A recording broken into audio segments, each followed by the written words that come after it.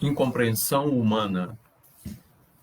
O homem não sabe dar sem receber, não consegue ajudar sem reclamar, e criando o choque da exigência para os outros, recolhe dos outros os choques sempre renovados da incompreensão e da discórdia, com raras possibilidades de auxiliar e auxiliar-se.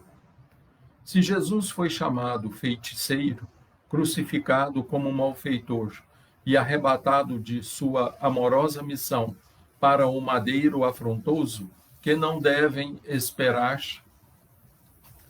seus aprendizes sinceros, quando verdadeiramente devotados à sua causa, os templos terrestres, por ausência de compreensão da verdade, permanecem repletos de almas paralíticas que desertaram do serviço por anseio de bem-aventurança. Em todas as épocas, os homens perpetraram erros graves, tentando reprimir a maldade, filha da ignorância, com a maldade, filha do cálculo. E as medidas infelizes, grande número de vezes, foram concretizadas em nome do próprio Cristo. O delinquente comum, algemado ao cárcere, inspira piedade e sofrimento. O paladino de uma causa nobre, injustamente recluso, no mesmo sítio, provoca respeito e imitação. Emmanuel, do livro Palavras de Emmanuel, psicografia de Francisco Cândido Xavier.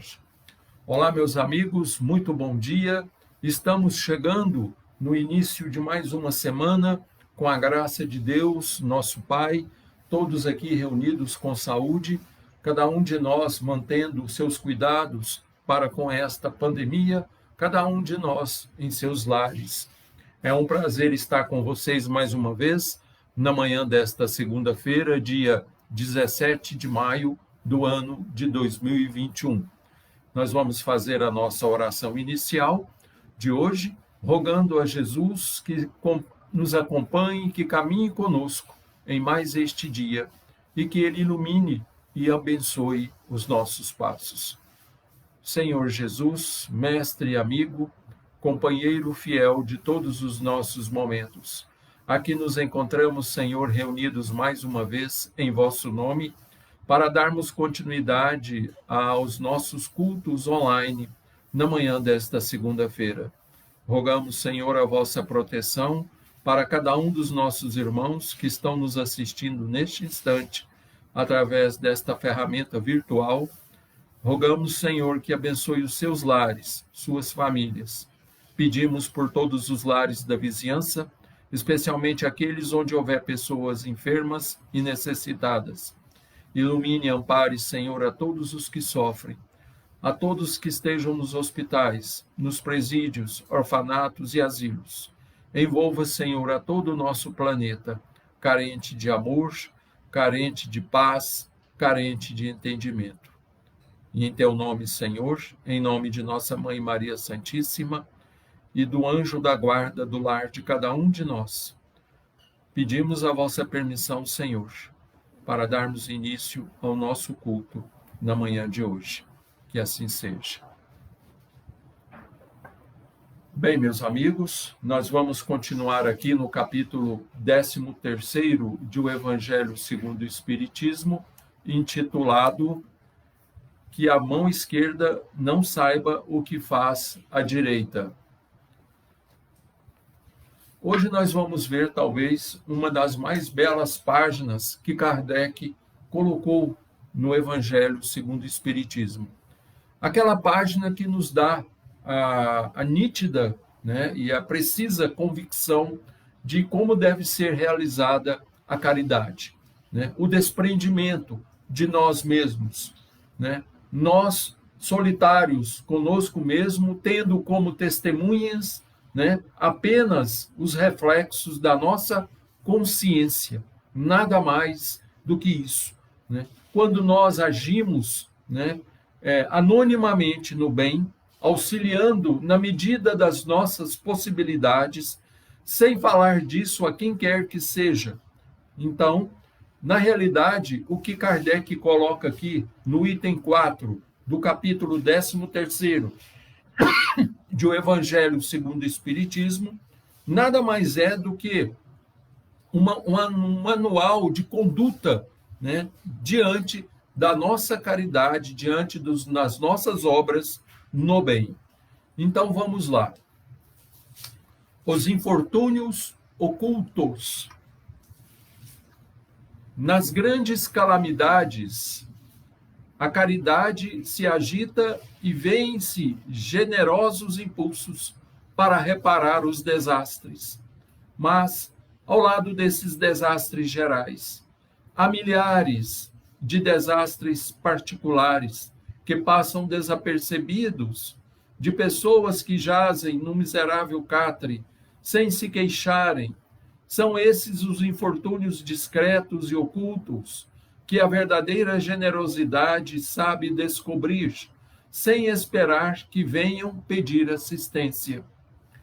Quem é aquela senhora de ar distinto, de trajes simples, mas bem cuidados, seguida de uma jovem que também se veste modestamente? Entra numa casa de aspecto miserável, onde, sem dúvida, é conhecida, pois à porta é saudada com respeito. Para onde vai? Sobe até a água furtada. Lá vive uma mãe de família, rodeada pelos filhos pequenos.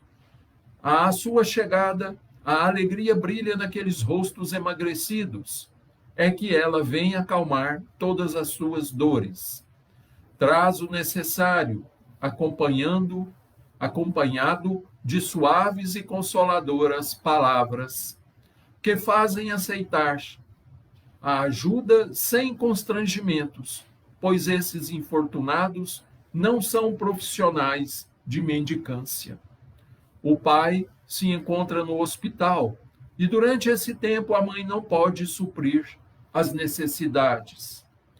Graças a ela, essas pobres crianças não sofrerão nem frio nem fome, irão à escola suficientemente agasalhadas, e no seio da mãe não faltará o leite para os menorzinhos. Se uma entre elas adoece, não lhe repugnará prestar-lhe os cuidados materiais. Dali seguirá para o hospital, levar ao pai algum consolo e tranquilizá-lo quanto à sorte da família. Na esquina, uma carruagem à espera, verdadeiro depósito de tudo o que vai levar aos protegidos, que visita sucessivamente. Não lhes pergunta pela crença, nem pelas opiniões, porque para ela todos os homens são irmãos e filhos de Deus. Finda a visita, ela diz a si mesma: comecei bem o meu dia.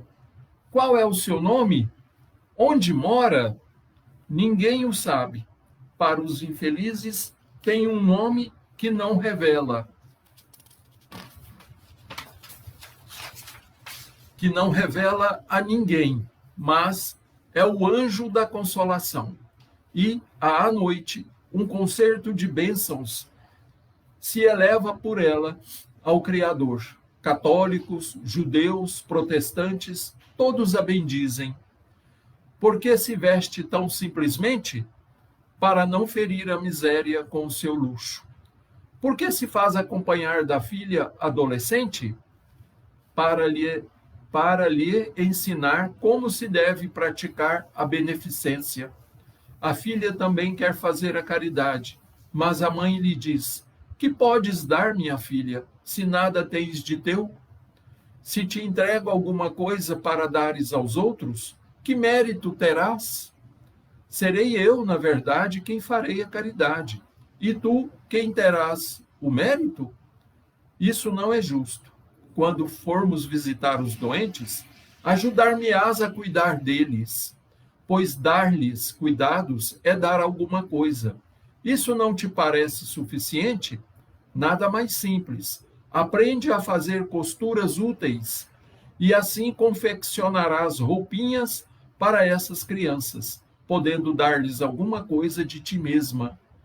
É assim que esta mãe verdadeiramente cristã vai formando sua filha na prática das virtudes ensinadas pelo Cristo. É espírita? Que importa? Para o meio em que vive, é a mulher do mundo, pois sua posição o exige.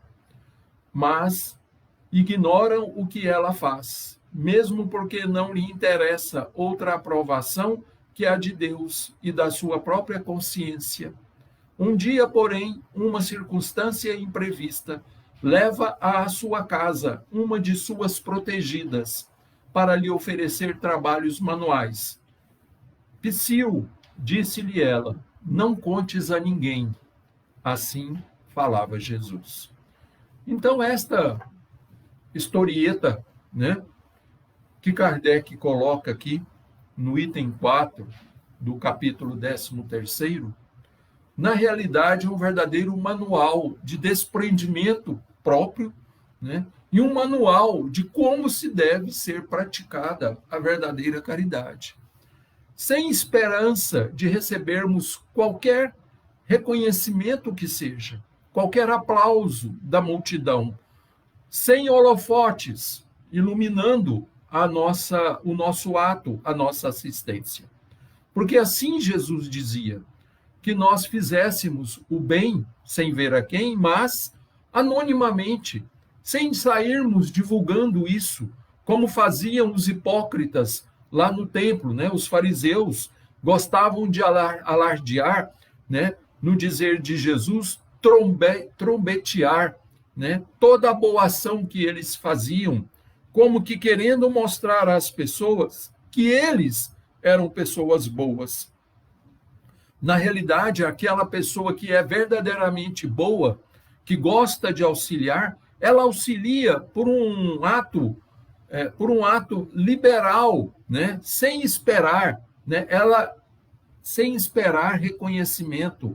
Ela age de forma deliberada no bem, porque ela considera que isso é normal, que isso é o correto.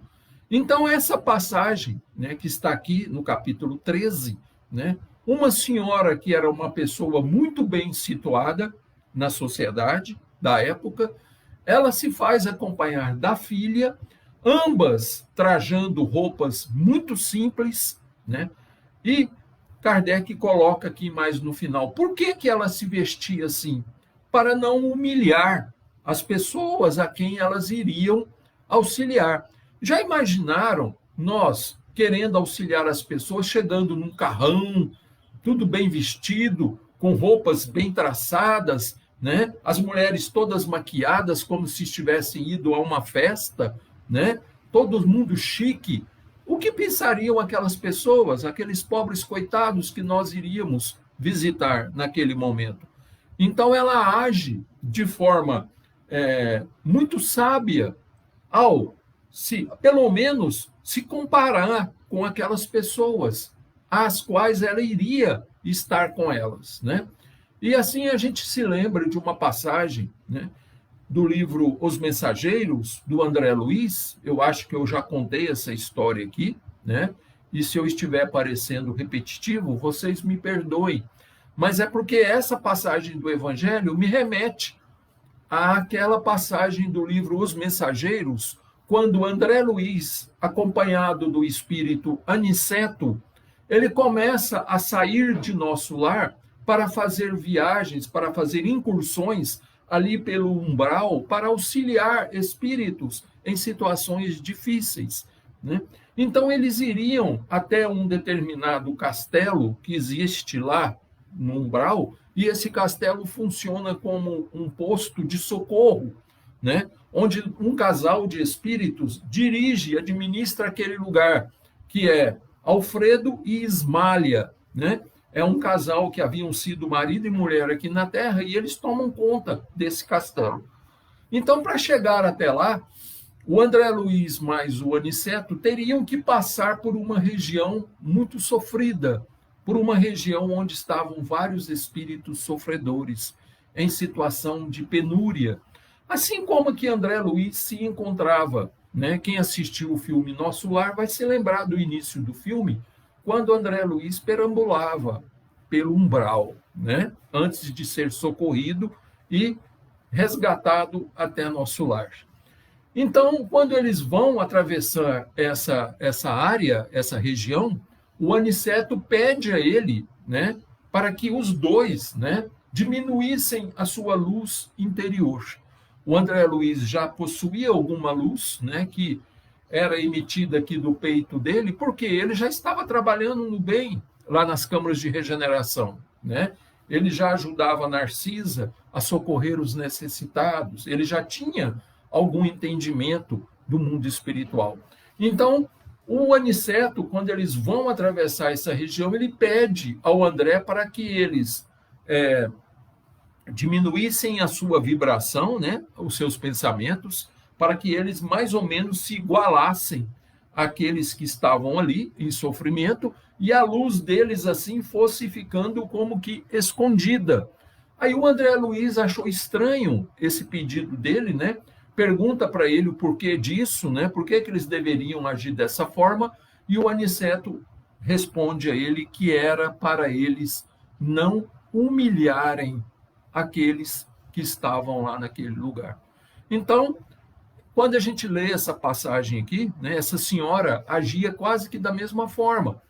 Ela tirava as roupas que normalmente ela usava, deveriam ser roupas muito mais chiques, né, porque ela era da sociedade, né, e ela se veste com trajes mais simples, como se fosse uma serviçal, né, e ela leva a filha adolescente e faz com que ela haja da mesma forma, ensinando a ela para ser igual àquelas pessoas às quais elas iriam beneficiar, elas iriam estar com elas, né?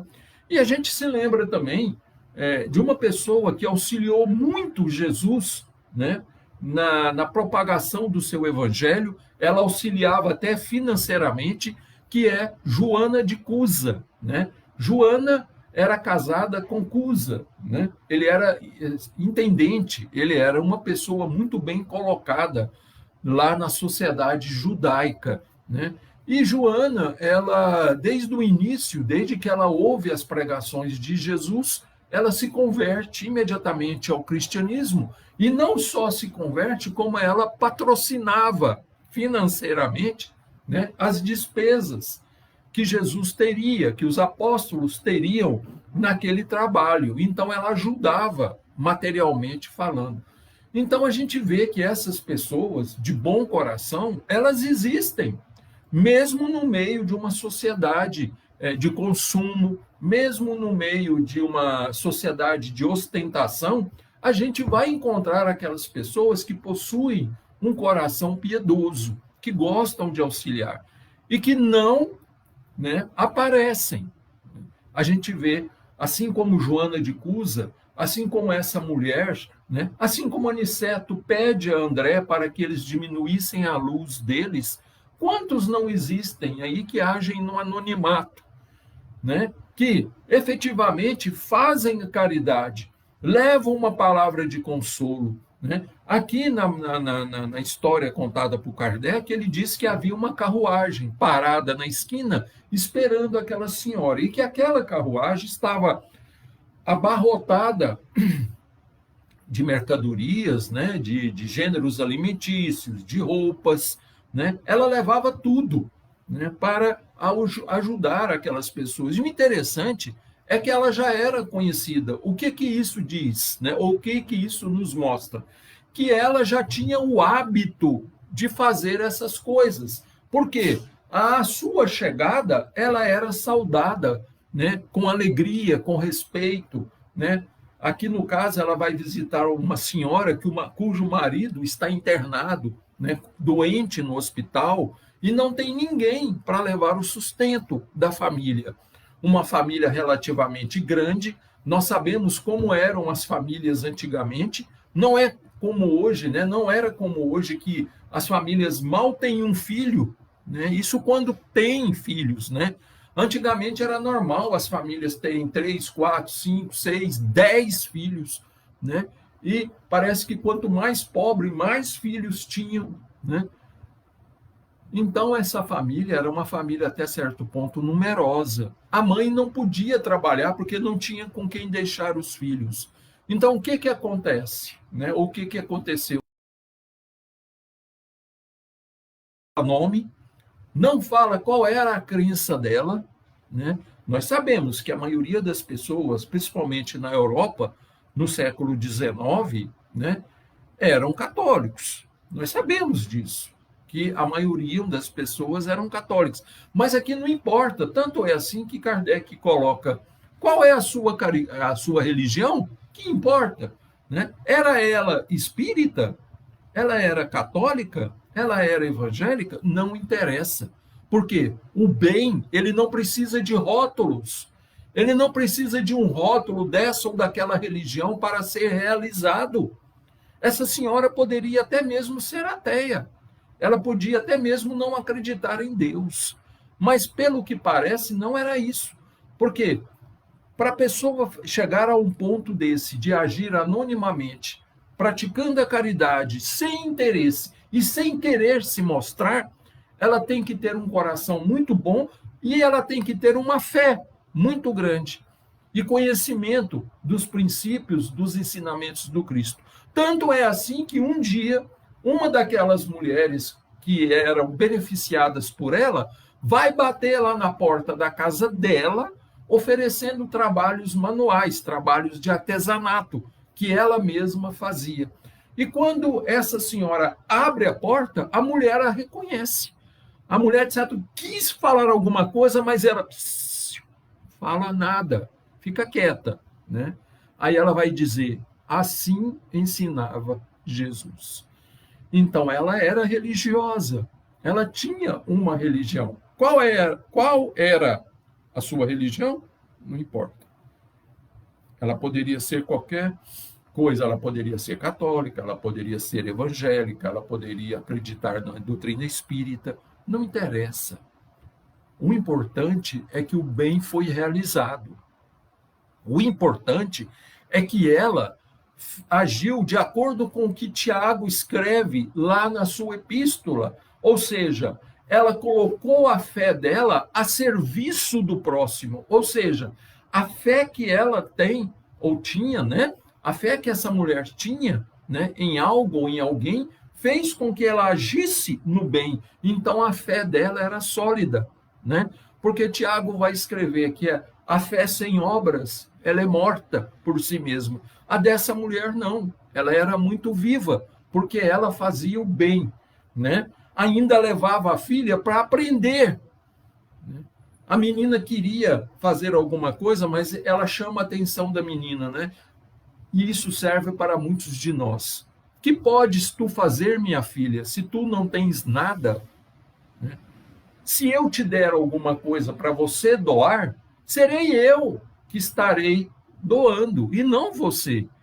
E que mérito você teria nisso? Então, aprende a fazer alguma coisa, né? Aqui, no caso, ela ainda dá a ideia, né? E a gente sabe que as mulheres, antigamente, principalmente aqui no século XIX, elas aprendiam muitas coisas, muitos trabalhos manuais domésticos, né? Tricotar, costurar, né? Fazer várias coisas. Então, o que a mãe sugere a ela? Aprende a costurar, confeccione roupinhas pequenas, né, para as crianças e doe você, ou seja, doe do seu trabalho, doe do seu esforço, né? Porque se a gente vai lá, pega alguma coisa que alguém nos dá e doa, não somos nós que estamos doando. Você está apenas repassando, você é apenas um intermediário, tá? Tudo bem, o bem foi feito de alguma forma, mas você não terá mérito nenhum, né? O possível mérito que você poderia ter é o do desprendimento, é o de querer ajudar. Mas quando a gente ajuda por um esforço próprio, você vai lá, você faz o levantamento da situação, você compreende a necessidade daquela pessoa ou daquelas pessoas, você retorna com os gêneros, né? Porque não adianta a gente falar de Jesus ou do Evangelho para quem está com a barriga vazia. Jesus ensina isso, que a gente tem que levar o Evangelho, mas tem que levar o pão também. Porque se você for falar de Evangelho a quem estiver com fome, ele não vai nem te ouvir, porque a necessidade maior dele naquele momento é de alimentar-se. É a lei de sobrevivência que fala mais alto. Então você leva o pão, né, para matar a fome, e leva o Evangelho para matar a outra fome, a fome espiritual, para levar alento, para levar esperança, para levar consolo, né? O que seria dessa família, no caso aqui, que nós lemos, né, do infortúnio oculto, se não fosse essa senhora? Quem é que iria lá ajudar ela? Uma mãe, né, com vários filhos, o marido hospitalizado, sem poder trabalhar, sem poder socorrer a família. Já imaginaram o desespero desse homem? né? Lá preso numa cama de hospital, e ele pensando na mulher e nos filhos que dependiam dele para sobrevivência. Tanto é assim que a mulher também se preocupou com isso, e ela sai ali da casa daquela senhora, né, e vai lá no hospital falar para ele assim, ó, fica calmo, tá tudo bem lá, eu estou vindo de lá, tá? Eles não estão passando nenhuma necessidade, fique calmo para você se recuperar o mais rápido possível. Olha só, serviço completo na caridade, né? Ela auxiliou a família, né? Ela leva a filha junto para aprender, para ver como é que se faz, e depois disso ela vai lá no hospital, ou seja, ela faz uma outra caridade ainda, ela ajuda uma outra pessoa, uma pessoa que estava desesperada, porque como é que ela iria sustentar e socorrer a sua família presa numa cama de hospital? Então ela vai lá e diz a ele, olha, fique calmo, tá tudo bem lá na sua casa, tá? Então, gente, aqui é um verdadeiro manual da caridade. Aqui a gente vê a benevolência sendo utilizada, né, no seu mais alto grau, né, atendendo um daqueles quesitos, uma parte da resposta da questão 886, né? Como entendia Jesus a caridade? O que era a caridade para Jesus? Benevolência para com todos, né? Indulgência para com as imperfeições alheias e perdão das ofensas. Então, ela atendia ao primeiro quesito, né? Para que uma caridade fosse realmente verdadeira. Ela usava de benevolência, ela teve benevolência para com aquelas pessoas, ela teve compaixão. E quando você age com compaixão, você se coloca no lugar da outra pessoa, né? A palavra compaixão já significa isso, né? Com, ao lado, paixão, sofrimento. Então, ao lado do sofrimento, né? Você se coloca ali junto com aquela pessoa, você sente o que aquela pessoa está sentindo. Aí você age, né, com a verdadeira caridade. Então, é uma das lições mais belas do Evangelho segundo o Espiritismo, porque nos ensina como que nós devemos agir. Não é agir levando o celular para tirar selfie, para fotografar lá você entregando uma cesta, né? Para fotografar aqueles pobres coitados que você vai lá. Vocês acham que eles estão precisando de publicidade? Eles não estão precisando disso, eles precisam de ajuda, de auxílio, né? Então, essa é a verdadeira caridade, né? Quando você faz o bem sem ver a quem, né? Quando você leva o pão material e leva também uma palavra de consolo, né?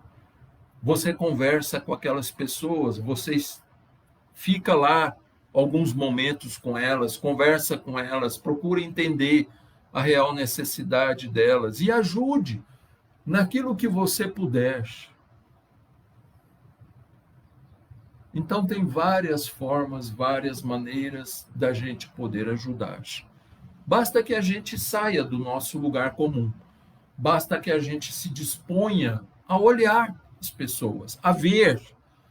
Não precisa de você sair perguntando, basta, dê uma volta. Dê uma volta aí na sua cidade, ande pelas periferias da sua cidade. Eu tenho certeza que vocês, né, ou melhor, que nós, né, nós encontraremos os infortúnios ocultos. Basta a gente dar uma volta. E olha, não precisa ir muito longe, não. Tá? Não precisa ir muito longe. Aí a gente começa a entender o real significado de felicidade. O que adianta eu estar bem se à minha volta só existe sofrimento? Só existem pessoas passando necessidade. Muitos vão dizer assim, mas isso aí não é problema meu, isso é problema do governo. Vocês acham, principalmente num país gigantesco como o nosso, que o governo tem condições de acudir a todo mundo? O Brasil é um país continental, né? O Brasil é maior que a maioria dos países do mundo. É um dos gigantes da face da Terra em termos de dimensão. E vocês acham que os administradores nossos têm olhos para ver isso tudo? Sem tirar aquela condição da corrupção, né? Dos desvios de verbas, que a gente sabe que existe. Mas então por que nós também não fazemos a nossa parte? Se eu estou aqui, se eu estou enxergando uma pessoa ali que necessita, por que eu não vou lá ajudar? Por que eu não posso ir lá? Eu não preciso levar grandes coisas, eu levo aquilo que eu tenho condições de ajudar. Então, que essa lição, né, nos ensine algo de novo, né? Que a gente realmente amoleça mais os nossos corações, né? Que a gente entenda e se coloque no lugar de situações difíceis, né? Quantos e quantos sofrem por aí, né? E que sofrem calados, né? Que a gente não fica nem sabendo, né? E a gente pode ajudar, né? Então que a gente pense nisso, tá bom? Agradeço a todos vocês, né? Pelo carinho, pela amizade de sempre, tá? As pessoas que já entraram aqui na sala, né? Agradeço. Bom dia, dona Deise. Obrigado, minha irmã, né, por sempre estar conosco. Dona Ilza Macedo, muito bom dia, senhora. Que Jesus a abençoe e ampare. Ela pede orações para Wellington Macedo Ferreira, que a espiritualidade possa estar envolvendo esse nosso irmão, possa estar ajudando ele, né? Que ele sinta-se melhor, que ele sinta-se fortificado, que ele sinta-se envolvido pelas luzes do Pai Eterno, né? Bom dia, minha irmã, nossa amiga Graça Maria, né? Que está lá em Palmas, né? Que Jesus a abençoe, tá bom? E meu computador travou aqui, eu não sei se eu vou conseguir ver os demais, mas depois eu entro e vou respondendo a vocês, tá? A Tânia Luz, nossa irmã, nossa amiga lá do Rio de Janeiro, né? Bom dia. Paula Barreto, né? Nossa irmã também, lá de Anápolis. Bom dia, que Jesus te abençoe. Gilberto, meu irmão, que está sempre aqui conosco, né? Nosso amigo. Bom dia. Cristiana Arruda, né? Bom dia você também, tá? Que Jesus te abençoe, te envolva. Dona Eni, né? Deseja ótima semana a todos, né? Muito obrigado, Dona Eni, para a senhora também, tá? Tudo de bom para vocês, tá bom? E todos aqui desejam ótima semana para todos nós, né? A Tânia, a Paula, a Graça. Então, pessoal, fiquem em paz, fiquem com Deus, tá? Que essa lição de hoje possa servir de orientação, de estímulo para as nossas atitudes, para as nossas ações, né? Façamos o bem na medida das nossas possibilidades, mas façamos por nós mesmos. Não diga isso a ninguém, tá? E de preferência, faça no momento de solidão, faça por você, né? Faça pela sua consciência, faça por Jesus, tá bom? Então vamos fechar os nossos olhos, elevar o nosso pensamento até nosso Senhor Jesus Cristo, agradecendo a Ele por mais esta oportunidade. Senhor, que a vossa luz, que a vossa paz envolva todos esses irmãos que estiveram, que estão conosco ainda conectados. Abençoe os seus lares, abençoe as suas famílias, abençoe o seu caminhar, Senhor. Abençoe a todos aqueles que passam pelos infortúnios ocultos, pelos sofrimentos, que sofrem sem que ninguém saiba. Que a espiritualidade amiga, que vê tudo e que sabe de tudo, possa ajudar, possa envolver e possa intuir a outras pessoas para que ajudem aos necessitados. Envolva todos os hospitais, envolva todos os enfermos, todas as enfermarias e UTIs. Envolva todos os que estão internados com esse vírus. Aos médicos, enfermeiros que estão combatendo esta doença. Ajude-nos, Senhor, a sermos fortes. Ajude-nos, Senhor, a sermos felizes. Livra-nos da prática de todos os males e dai-nos força, Senhor, para que nós possamos vencer as más tendências que ainda carregamos dentro de nós. Pedimos pela fluidificação, magnetização da água, que ela possa se transformar em remédio para que os nossos irmãos que dela fizerem uso sintam-se melhores e estejam em paz. Que assim seja. Então, muito obrigado a todos vocês, tá? Eu desejo uma ótima semana a todos, que Jesus os envolva, que Nossa Senhora estenda o seu manto de luz sobre todos vocês e que nós sejamos dignos das promessas do Cristo. Um dia, né, quando nós verdadeiramente compreendermos, entendermos e exercitarmos a caridade. Beijo no coração de todos. Até amanhã, neste mesmo horário, se Deus assim o permitir. E logo mais às 18 horas estaremos com mais um Hora do Ângelus, né? Na minha página particular do Facebook, tá? Agradeço também aqui a dona Francisca, né? Que eu estou vendo que entrou aqui, né?